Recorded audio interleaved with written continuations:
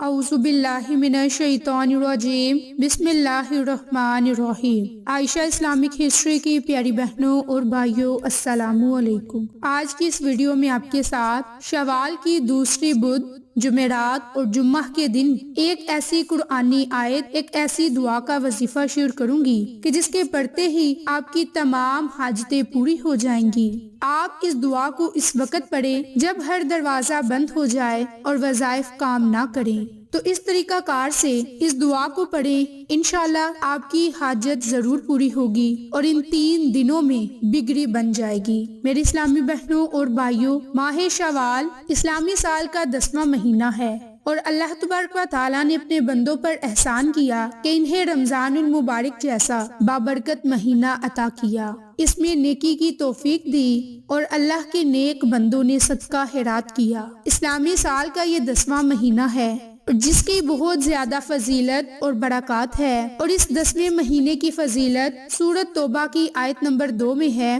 جس میں اللہ تعالیٰ نے ارشاد فرمایا کہ سو پھر لو اس ملک میں 4 مہینے، یعنی مفسرین کے نزدیک ان 4 مہینوں میں شوال، ذی القعدہ، ذی الحج اور محرم کے مہینے شامل ہیں۔ چنانچہ شوال ان مہینوں میں سے ہے جن کا ذکر قرآن مجید میں آیا، اور ان 4 مہینوں میں عرب اپنے ملک میں بغیر کسی قسم کے حملے، بلا اور خوف کے چل پھر سکتے ہیں۔ میری بہنوں، شوال کا مہینہ بڑی اہمیت کا حامل ہے۔ میری بہنوں اور بھائیوں، اسلام سے پہلے بھی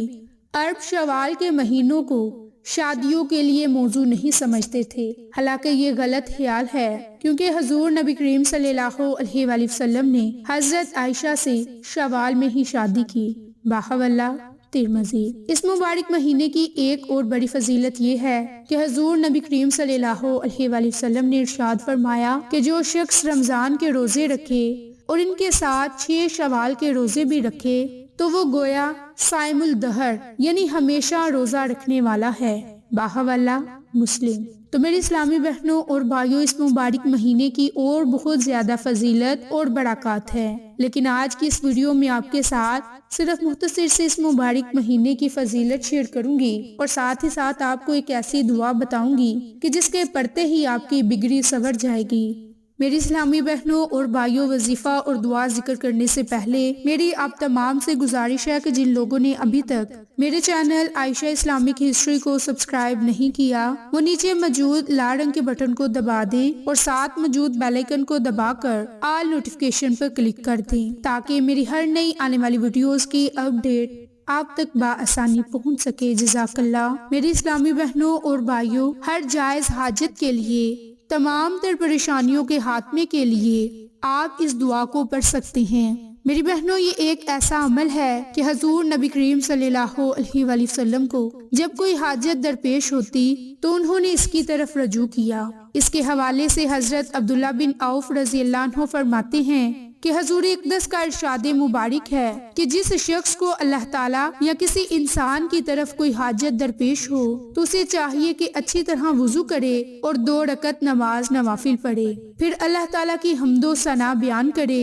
اور بارگاہ الہی میں درود پاک کا تحفہ پیش کرے، پھر اس کے بعد اللہ سے دعا کرے۔ تو حضرت عثمان بن حنیف رضی اللہ عنہ فرماتے ہیں کہ ایک نبینہ شخص بارگاہ نبوی میں حاضر ہوا اور عرض گزار کی کہ یا رسول اللہ سے دعا فرمائیں کہ میری بینائی لوٹا دیں۔ اس پر نبی پاک صلی اللہ علیہ وآلہ وسلم نے انہیں ایک خاص دعا بتائی،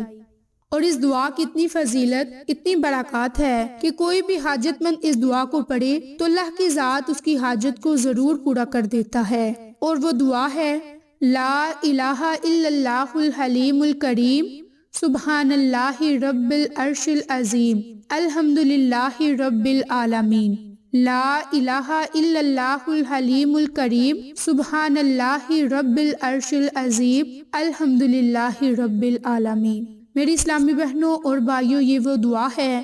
کہ جس دعا کو آپ نے 2 رکعت نماز نوافل پڑھنے کے بعد پڑھنا ہے۔ اس دعا کے پڑھنے سے آپ کو اور بھی بہت سے فائدے حاصل ہوں گے، لیکن اس سے پہلے میں آپ کو 2 رکعت نماز نوافل پڑھنے کا طریقہ کار بتا دوں، اور اس کے بعد آپ نے اس دعا کو کس طرح پڑھنا ہے یہ طریقہ کار بتا دوں۔ تو میری بہنوں اور بھائیوں، آپ نے شوال کی دوسری بدھ جمعرات اور جمعہ کے دن نماز ظہر کے بعد 2 رکعت نماز نوافل ادا کرنے ہیں، اور 2 رکعت نماز نوافل آپ نے اس طرح سے ادا کرنے ہیں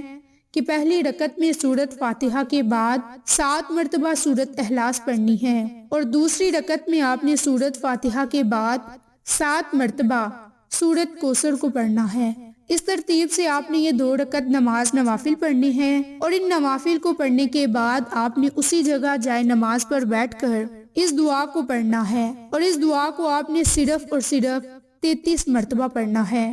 دعا کو دوبارہ غور سے ملاحظہ فرما لیں۔ لا الہ الا اللہ الحلیم الکریم، سبحان اللہ رب العرش العظیم، الحمدللہ رب العالمین۔ اس دعا کو آپ نے ہاتھ کی انگلیوں پر جائے نماز پر بیٹھے ہی 33 مرتبہ پڑھنا ہے، اور جب آپ نے اس دعا کو پڑھنا ہے تو اس دعا کے اول میں اور آخر میں آپ نے درود پاک کو لازم پڑھنا ہے، کیونکہ جس بھی دعا کے اول میں اور آخر میں درود پاک پڑھا جائے وہ دعا ضرور بارگاہ الہی میں قبول ہوتی ہے۔ تو میری بہنوں اور بھائیوں، جب ہر دروازہ بند ہو جائے اور وظیفہ بھی کام نہ آئے تو نماز حاجت اس طرح سے پڑھ کر اس دعا کو صرف اور صرف 33 مرتبہ پڑھیں۔ انشاءاللہ اس دعا کی برکت سے آپ کی بگڑی بن جائے گی۔ میری بہنوں اور بھائیوں، یہ 2 رکعت نماز نوافل پڑھیں، اور ان 2 رکعت نماز نوافل کے پڑھنے سے نہ صرف آپ کی پریشانیاں ختم ہوں گی، حاجتیں پوری ہوں گی، بلکہ آپ ہر قسم کی بیماری سے بھی محفوظ رہیں گے، مصیبتوں سے محفوظ رہیں گے،